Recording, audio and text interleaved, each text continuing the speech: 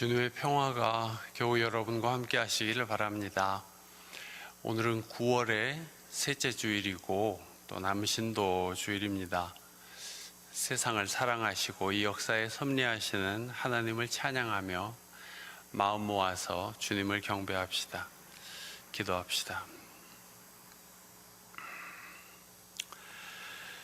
영원하신 생명의 하나님, 우리를 부르셔서 하나님을 경배하게 하시니 우리 마음 모아 주님께 바치며 이 예배를 드립니다. 이 시간 우리 마음에 오셔서 우리의 찬송과 정성과 기도를 받아주십시오. 우리가 흩어져 살지만 우리는 주님의 지체입니다. 주님을 향하여 드리는 예배를 통하여 우리가 지금 한 몸이 되고 있습니다. 온 세상에서 주님을 향하여 드리는 예배를 받으시며 온 세상에 주님의 뜻이 이루어지시기를 빕니다. 예수님 이름으로 기도합니다. 아멘. 찬송가 207장 귀하신 주님 계신 곳 함께 부릅시다.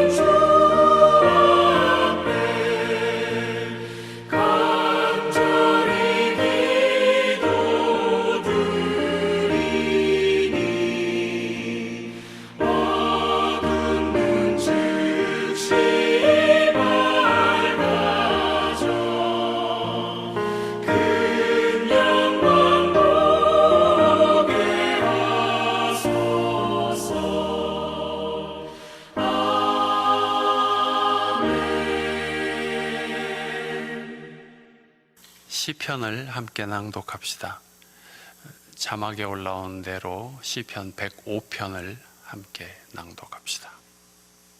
너희는 주님께 감사하면서 그의 이름을 불러라.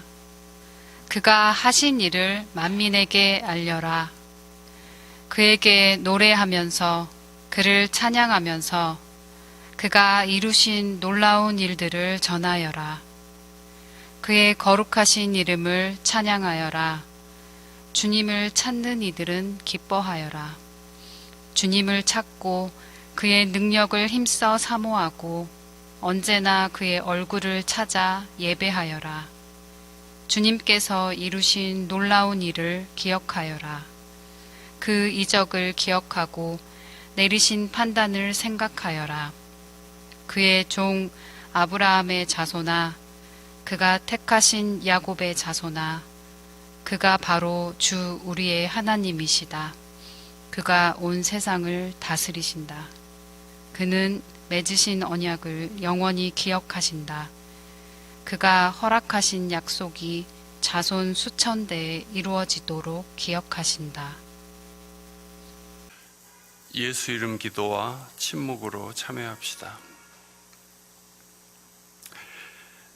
하나님의 아들이신 주 예수 그리스도님, 이 죄인을 불쌍히 여기시고 자비를 베풀어 주십시오. 하나님의 아들이신 주 예수 그리스도님, 이 죄인을 불쌍히 여기시고 자비를 베풀어 주십시오. 하나님의 아들이신 주 예수 그리스도님, 이 죄인을 불쌍히 여기시고 자비를 베풀어 주십시오.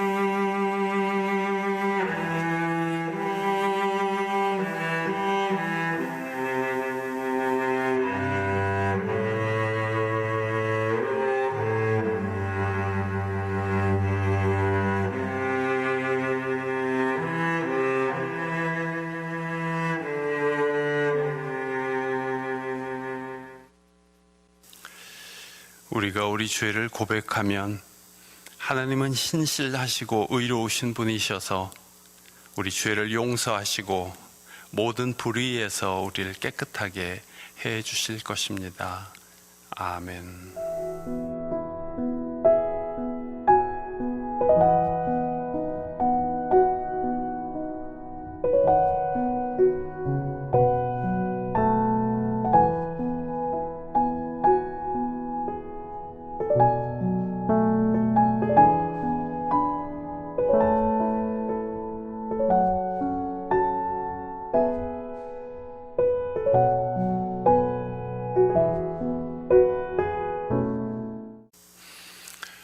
봉헌합시다. 여러분의 자리에서 하나님 앞에 마음 모아서 봉헌하시기 바랍니다. 기도합시다. 영원하신 하나님 아버지, 우리에게 생명 주시고 또 일용할 양식을 주시고 저희들의 삶의 터전을 허락하여 주시고 모든 좋은 것을 베풀어 주신 하나님 은혜를 생각하며 감사합니다. 오늘 저희들의 감사를 모아 예물을 드리오니 주여 받으시옵소서. 어려울 때 우리를 지키시고 요새와 반석이 되신 주님, 우리가 코로나19 이 전염병을 잘 극복하게 해주시기를 기도합니다. 우리의 허물과 죄를 다 용서하시고 인류에게 코로나 전염병을 치료할 약을 허락하여 주시기를 바랍니다. 자비로우신 하나님, 많은 사람들이 어려움을 겪고 있습니다. 하나님, 이 위중한 시기에 저희들도 날마다 회개하고 성찰하며 주님께서 열어주실 새로운 시대를 맞이할 준비를 하게 해 주시옵소서. 이 땅 한반도의 평화가 깨지지 않도록 주님 살펴주시옵소서. 강대국의 압력과 혹은 잘못으로 인하여 이 땅에서 전투가 벌어지거나 전쟁이 일어나는 일이 다시는 없도록 주님 지켜주시옵소서. 당신의 강하신 팔로 이 나라 이 민족을 지켜주시옵소서. 오늘도 곳곳에서 흩어져서지만 그러나 마음 모아 주님 앞에 예배하는 곳에 주님이 약속하신 대로 임재하시고 동행하여 주시옵소서. 우리 예배를 받으심을 감사하옵고 우리 구주 예수 그리스도 이름으로 기도하옵나이다. 아멘.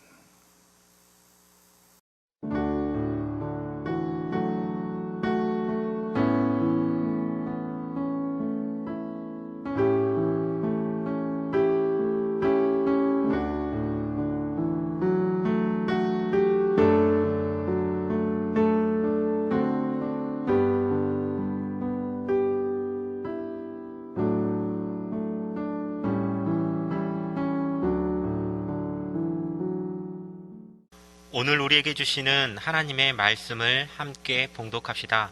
처음 봉독할 말씀은 출애굽기 16장 9절에서 15절에 기록된 말씀입니다.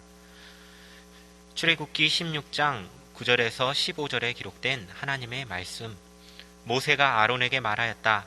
주님께서 이스라엘 자손이 원망하는 소리를 들으셨으니 이스라엘 자손의 온 회중에게 주님 앞으로 가까이 나오라고 일러주십시오. 아론이 이스라엘 자손의 온 회중에게 말할 때에 그들이 광야를 보니 주님의 영광이 구름 속에 나타났다. 주님께서 모세에게 말씀하셨다. 나는 이스라엘 자손이 원망하는 소리를 들었다. 너는 그들에게 너희가 저녁이 되면 고기를 먹고 아침에는 빵을 배불리 먹을 것이다. 그렇게 될 때에 너희는 나 주가 너희의 하나님임을 알게 될 것이다 하고 말하여라. 그날 저녁에 메추라기가 날아와서 진친 곳을 뒤덮었고 다음날 아침에는 진친 곳 둘레에 안개가 자욱하였다. 안개가 거치고 나니 이럴 수가 광야 지면에 마치 땅 위에 서리처럼 보이는 가는 쌀래기 같은 것이 덮여 있는 것이 아닌가. 이스라엘 자손이 그것을 보고 그것이 무엇인지 몰라서 서로 이게 무엇이냐 하고 물었다. 모세가 그들에게 말하였다. 이것은 주님께서 당신들에게 먹으라고 주신 양식입니다. 아멘. 이는 하나님의 말씀입니다.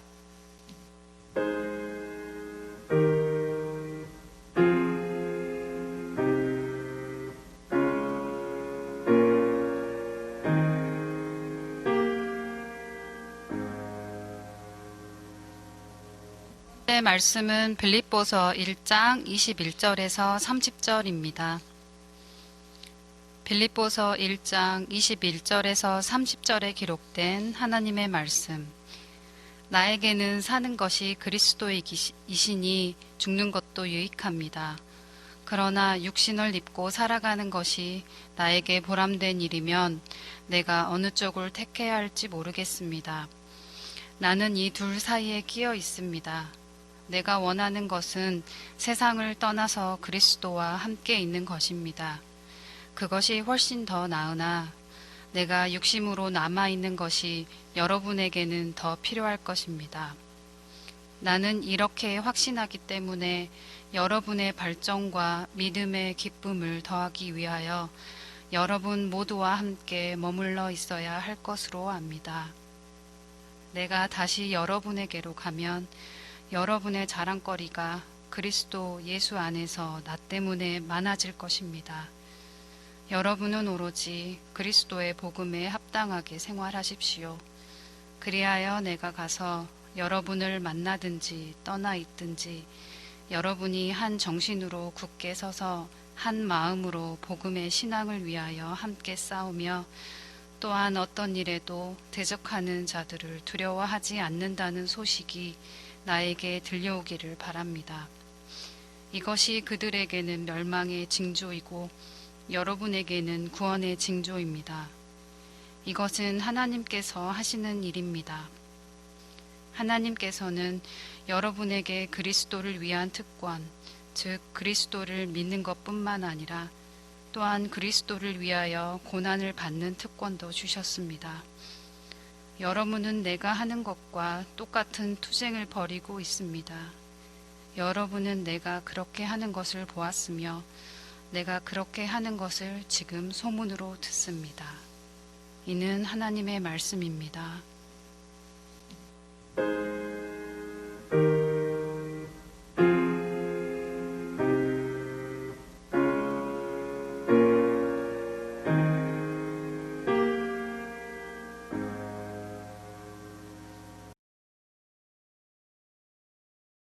오늘 복음서는 마태복음 20장 1절에서 16절 말씀입니다. 마태복음 20장 1절에서 16절에 기록된 하나님의 말씀. 하늘나라는 자기 포도원에서 일할 일꾼을 고용하려고 이른 아침에 집을 나선 어떤 포도원 주인과 같다. 그는 품삯을 하루에 한 데나리온으로 일꾼들과 합의하고 그들을 자기 포도원으로 보냈다. 그리고서 9시쯤에 나가서 보니 사람들이 장터에 빈둥거리며 서 있었다. 그는 그들에게 말하기를 여러분도 포도원에 가서 일을 하시오. 적당한 품삯을 주겠소 하였다. 그래서 그들이 일을 하러 떠났다. 주인이 다시 12시와 오후 3시쯤에 나가서 그렇게 하였다. 오후 5시쯤에 주인이 또 나가보니 아직도 빈둥거리고 있는 사람들이 있어서 그들에게 왜 당신들은 온종일 이렇게 하는 일 없이 빈둥거리고 있소? 하고 물었다. 그들이 그에게 대답하기를 아무도 우리에게 일을 시켜주지 않아서 이러고 있습니다 하였다. 그래서 그는 당신들도 포도원에 가서 일을 하시오 하고 말하였다. 저녁이 되니 포도원 주인이 자기 관리인에게 말하기를 일꾼들을 불러 맨 나중에 온 사람들부터 시작하여 맨 먼저 온 사람들에게까지 품삯을 치르시오 하였다. 오후 5시쯤부터 일을 한 일꾼들이 와서 한 데나리온씩을 받았다. 그런데 맨 처음에 와서 일을 한 사람들은 은근히 좀 더 받으려니 하고 생각하였는데 그들도 한 데나리온씩을 받았다. 그들은 받고 나서 주인에게 투덜거리며 말하였다. 마지막에 온 이 사람들은 1시간밖에 일하지 않았는데 찌는 더위 속에서 온종일 수고한 우리들과 똑같이 대화했습니다. 그러자 주인이 그들 가운데 한 사람에게 말하기를 이보시오, 나는 당신을 부당하게 대한 것이 아니오. 당신은 나와 한 데나리온으로 합의하지 않았소. 당신의 품삯이나 받아가지고 돌아가시오. 당신에게 주는 것과 꼭 같이 이 마지막 사람에게 해주는 것이 내 뜻이오. 내 것을 가지고 내 뜻대로 할 수 없다는 말이오. 내가 후하기 때문에 그것이 당신 눈에 거슬리오 하였다. 이와 같이 꼴찌들이 첫째가 되고 첫째들이 꼴찌가 될 것이다. 이는 하나님의 말씀입니다.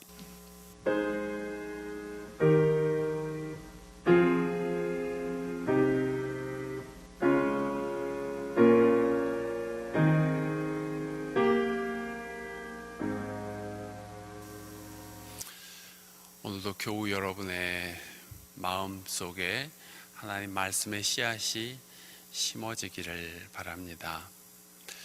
코로나19 바이러스의 위험 속에서 또 폭풍 후 뒤집어 쓰면서도 여름 어떻게든 지내고 이제 가을을 맞게 되었네요.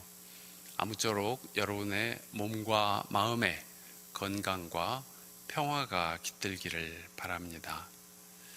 참 많은 사람들이 어려움과 두려움에 휩싸여 살아가는 나날입니다. 이런 일들을 겪으면 신자들 가운데서도 하나님의 뜻이 무엇인지 질문이 생깁니다. 하나님은 왜 이런 고통을 인간들에게 주십니까? 사랑의 하나님이 왜 사랑하는 인간에게 고통을 주실까? 크게 보면 고통이란 인간의 죄악에서 비롯된다는 것이 성경의 가르침이지만 작은 틈으로 들여다보면 고통의 긍정적인 의미를 볼 수 있습니다. 필립 얀시라는 분은 많은 성경 공부 교재와 신앙 서적들을 쓴 작가인데 그분도 사람의 고통과 하나님의 사랑은 어떤 관계가 있는지 몰라서 애매모호한 생각을 하고 살았더랍니다. 그런데 언젠가 나환자촌을 방문했을 때 비로소 고통의 의미를 깨닫게 되었습니다. 그는 나환자촌에서 고통이 없는 곳의 실체를 발견하게 됩니다. 이른바 한센병 환자들은 신체적 고통을 전혀 느끼지 못한답니다. 그래서 그 병이 몸에 퍼지면 고통의 신호를 전달하는 말초신경이 활동하지 못하게 된답니다. 환자는 시간이 흐를수록 신체가 기형으로 일그러지는데 이렇게 되는 이유가 몸이 통증을 느끼지 못하기 때문에 그렇다는 것입니다. 예컨대 발에 꼭 끼는 신발을 좋아하는 환자는 결국 발가락이 다 없어져 버리게 되도록 그 고통을, 통증을 느끼지를 못합니다. 통증을 느끼지 못하기 때문에 발에 꼭 끼는 신발을 한없이 신고 있다가 피가 통하지 않아서 발가락이 손상되는 시기입니다. 또 어떤 나병 환자는 대걸레를 너무 꽉 쥐어서 생긴 종기 때문에 엄지손가락이 없어졌다고 합니다. 필립 얀 씨는 이러한 나병 환자들과의 만남을 통해 고통이 아주 다양한 방법으로 우리 삶을 위해 봉사하고 있구나 깨닫게 됩니다. 우리가 건강하다는 것은 신발이 꽉 끼면 아프고 대걸레를 너무 움켜쥐면 고통을 느끼는 그런 상태입니다. 즉, 고통을 느끼는 것이 건강함의 증거라는 것이죠. 그렇게 보면 코로나19 바이러스 감염병 팬데믹 현상은 살아있는 지구가 통증을 호소하는 소리라고 들을 수도 있습니다. 뭔가 잘못되었다는 것을 호소하는 혹은 경고하는 소리로 볼 수 있습니다. 그래서 의학자들은 치료제와 예방약을 만드는 데 전념하고 있고 사상가들과 자연과학자들은 우리 인류와 자연이 뭐가 잘못되어서 이런 사태가 일어나게 되었는지 연구하고 있고 우리 개인들은 또 자신의 어떤 삶이 잘못되었는지를 생각하고 있습니다. 우리도 그렇고 이 세상을 밝게 만들고자 연구하는 다른 이들도 이 암울한 코로나 사태를 잘 극복하고 서로 돕고 잘 이겨내기를 바랍니다. 고통도 잘 넘기면 아픈 만큼 잘하고 성숙한다고 하지 않습니까? 오늘 복음서에 포도원 일꾼 이야기에서 포도원 주인은 보통 사람들이 이해할 수 없는 행동을 합니다. 늦지막에 와서 1시간만 일한 사람하고 아침 일찍부터 일한 사람하고 임금을 똑같이 주다니 이건 좀 불공정한 것이 아닙니까? 예수님은 하늘나라는 이와 같다 하시면서 왜 이 이야기를 해주셨을까요? 그 포도원 주인은 분명히 계산을 잘못했습니다. 일일이 일한 시간만큼 계산을 해주지 못하면 적어도 오전, 오후로 나누어서는 다르게 지급했어야 되지 않겠습니까? 그 포도원 주인에게는 사람들이 일한 만큼 공정한 임금을 받는지 어쩐지는 관심이 없었던 것 같습니다. 이렇게 지급하면 불만이 생기지 않을까 하는 생각도 못했던 것 같습니다. 그의 관심은 오직 여기에 쏠려 있는 듯 보입니다. 늦게 온 사람이라도 하루 품삯을 받아야 하지 않겠는가 하는 것입니다. 늦게까지 일자리를 얻지 못해서 종일 애를 태웠을 터인데 그에게나 가족에게나 하루 먹을 것이 있어야 할 터인데 이렇게 가장 어려운 형편에 있는 사람들에게도 관심을 가져주는 나라가 바로 하늘나라라는 말씀이죠. 이 이야기의 배경에는 일찍부터 하나님을 믿었던 유대인들과 나중에 개종해서 하나님을 알게 된 이방인들의 상황이 있겠습니다만 그렇게 본다 해도 하늘나라 메시지는 같습니다. 늦게 믿었어도, 늦게 일했어도 하나님의 은총은 같다는 것입니다. 가장 힘들게 사는 사람이라도, 가장 늦게 시작한 사람이라도 하나님께서 베푸시는 은혜는 똑같다는 것이 하늘나라의 가치관이죠. 분명히 이 세상의 질서와는 다른 딴 세상 이야기입니다. 주님은 세상에서 삶이 힘든 이들과 눈을 맞추시며 사랑과 은혜를 베풀어 주셨습니다. 삶이 힘든 이들에게 관심을 가져주시는 주님께 감사합니다. 하나님을 믿는 그리스도인들은 정도의 차이는 있지만 분명히 또 하나의 세계를 살고 있습니다. 새로운 세상을 향하여 이집트를 탈출한 히브리인들이 광야에서 먹을 것이 없어서 이집트의 고깃가마를 그리워하며 모세를 원망하자 하나님은 세상에서 듣도 보도 못한 음식 만나를 내려주셨습니다. 아직 노예 근성이 가득한 히브리 노예들에게 하나님은 만나와 메추라기를 내려주심으로써 그들이 모르는 딴 세상이 있다는 사실을 상기시키셨죠. 바울 사도는 이런 말씀하셨습니다. 오늘 빌립보서 1장입니다. 21절, 나에게는 사는 것이 그리스도이시니 죽는 것도 유익합니다. 그러나 육신을 입고 살아가는 것이 나에게 보람된 일이면 내가 어느 쪽을 택해야 할지 모르겠습니다. 나는 이 둘 사이에 끼어 있습니다. 이 말씀들을 잘 들어보면 사도에게는 세상이 둘 있음을 알게 됩니다. 그렇다고 이런 분들에게 목숨이 둘인 것은 아니지만 적어도 마음만큼은 땅의 삶에 묶여있지 않고 자유롭게 넘나들었던 것이죠. 또 딴 세상을 믿는 사람들은 믿는 만큼 너그럽게 강건하게 이 땅에서의 삶을 자유롭게 살아갈 수 있습니다. 왜 사람에게 또 다른 세상이 필요할까요? 땅 나라를 살고 있는데 또 하늘나라가 필요한가요?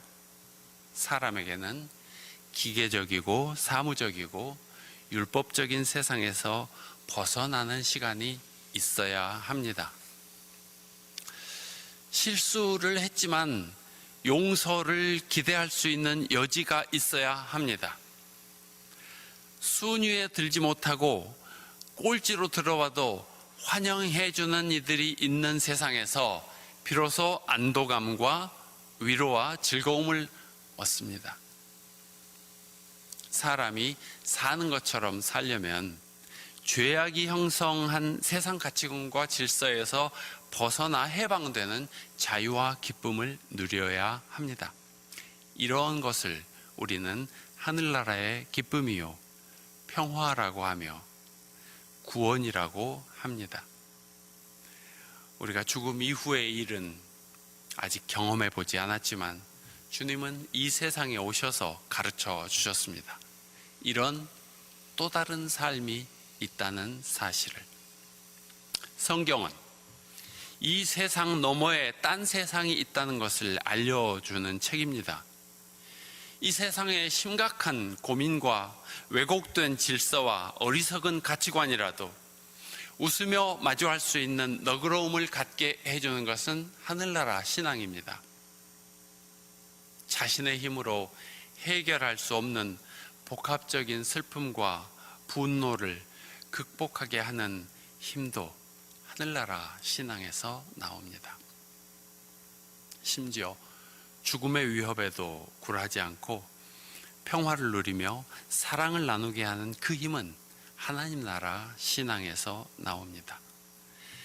이렇게 놀라운 일들을 가르쳐 주시고 앞장서서 그 길을 걸으신 예수님의 복된 말씀을 우리는 복음이라고 합니다. 오늘의 말씀을 묵상하며 기도합시다.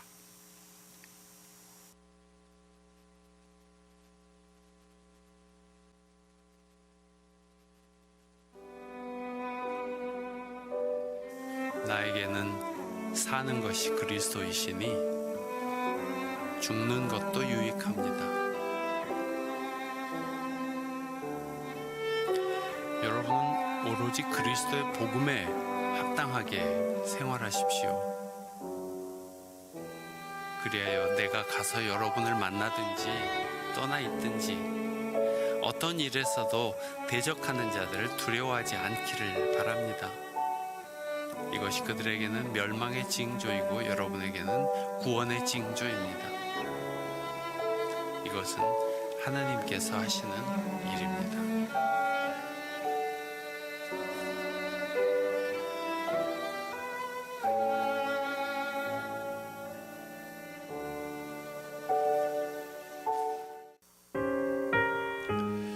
찬송가 442장 저 장미꽃 위에 있을 함께 부릅시다.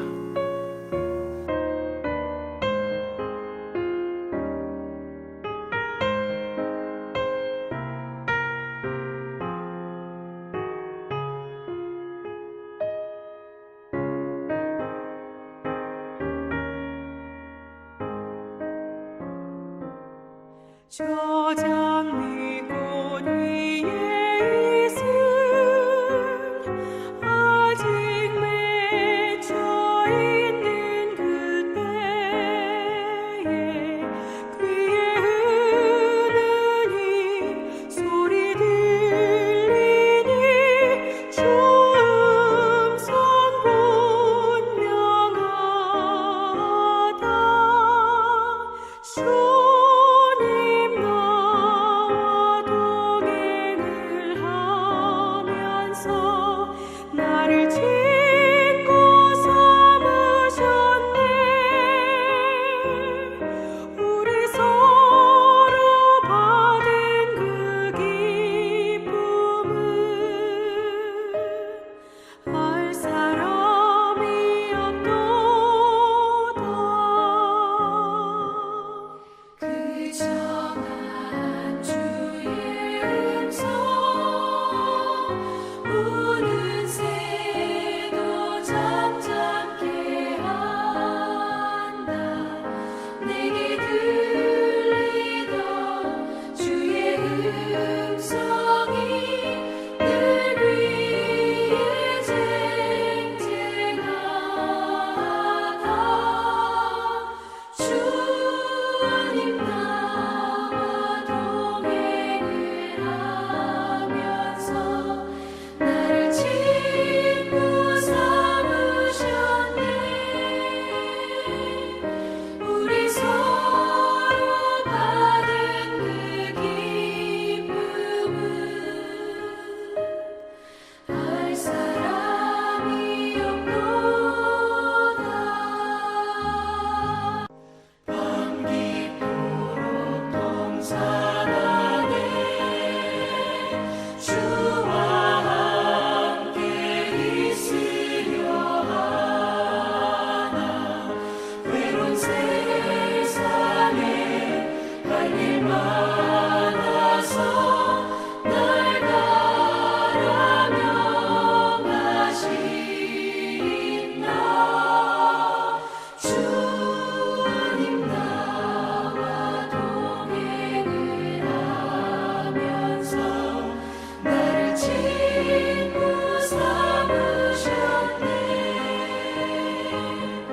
우리 서로 받은 그 기쁨은 알 사람이 없도다.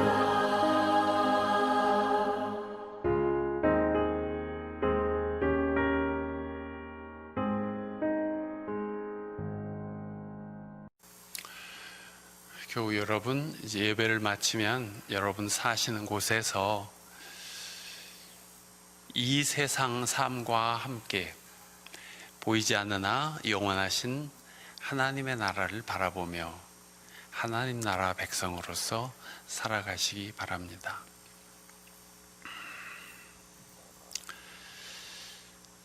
이제는 이 땅에 오셔서 하늘나라의 비밀을 우리에게 가르쳐 주시고 몸소 고난받으시며 그 길을 살아가신 우리 주 예수 그리스도의 은혜와 아드님을 이 땅에 보내주신 하나님 아버지의 그 크신 사랑과 성령님의 교통하심과 동행하심이 오늘 창조절 셋째 주일 예배를 하나님 앞에 드리고 다시 새로운 시간을 살아가는 주의 백성들 위에 영원토록 함께 계시기를 축원합니다.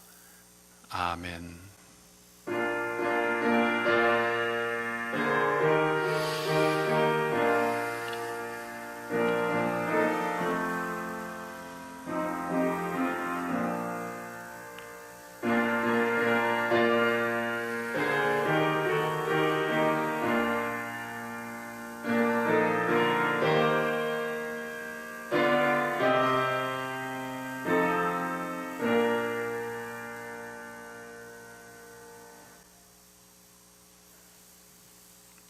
예배를 마칩니다.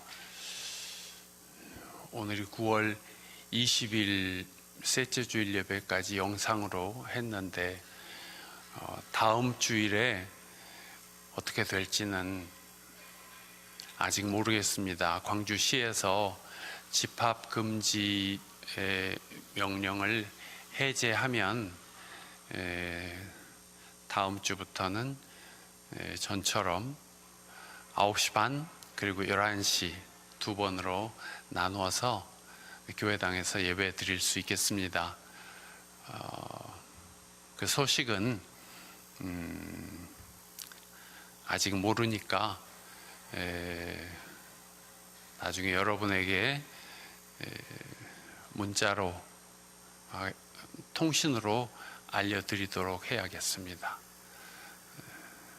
늘 평안하시고 건강하시기 바랍니다.